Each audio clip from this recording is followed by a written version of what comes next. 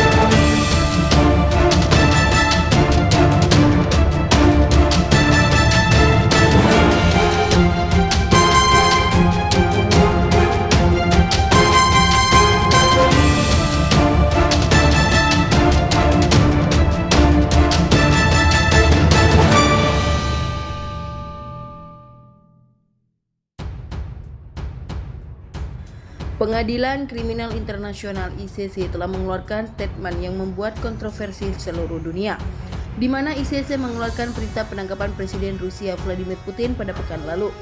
Hal ini tentu mengundang pro kontra dari para pemimpin dunia.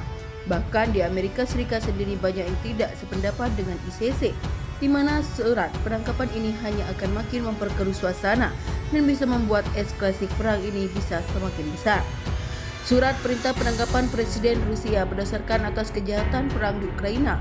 Langkah Pengadilan Kriminal Internasional yang berbasis di Belanda tersebut langsung menarik perhatian seluruh dunia. Yang menjadi isu utama dalam penangkapan tersebut adalah Putin dituduh melakukan deportasi ilegal terhadap anak-anak di Ukraina. Untuk itu, ICC juga memperlakukan perintah penangkapan tersebut bagi Komisaris Rusia Maria Lvova-Belova untuk hak anak. Langkah Pengadilan Kriminal Internasional ini disebut-sebut oleh banyak pengamat adalah hal blunder, dikarenakan ini hanya akan memicu eskalasi perang yang semakin membesar. Langkah hukum yang sangat berani dan tak wajar ini mewajibkan 123 negara anggota Mahkamah untuk menangkap Putin dan mengirimkannya ke Den Haag untuk diadili jika orang nomor satu itu menginjakkan kaki di wilayah mereka. Namun Moskow kemudian berulang kali membantah tuduhan bahwa pihaknya telah melakukan kekejaman selama 1 tahun invasi Ukraina. Mereka juga mengklaim keputusan pengadilan yang dikeluarkan oleh ICC batal demi hukum, alias dianggap tidak pernah ada atau terjadi.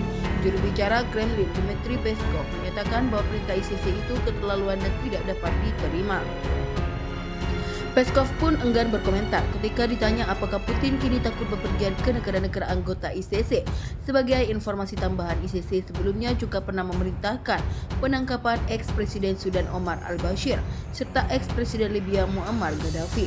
Dari 120 lebih negara, tidak semuanya mau tunduk pada perintah Amerika Serikat yang memberikan perintah untuk menangkap Putin. Presiden Joko Widodo memberi respon tugas usai ICC diterbitkan surat perintah penangkapan Putin di Asia. Seperti yang kita ketahui bahwa Indonesia dan Rusia mempunyai hubungan yang sangat baik. Bahkan hubungan baik tersebut sudah berlangsung sejak lama dan terbukti ketika proyek yang memang berskala besar selalu melibatkan Indonesia dan Rusia. Pasca diterbitkannya surat perintah penangkapan Putin oleh Pengadilan Kriminal Internasional langsung menjadi isu hangat di berbagai media. Apakah hal itu sesuai dengan ranah yang memang dijalankan oleh ICC?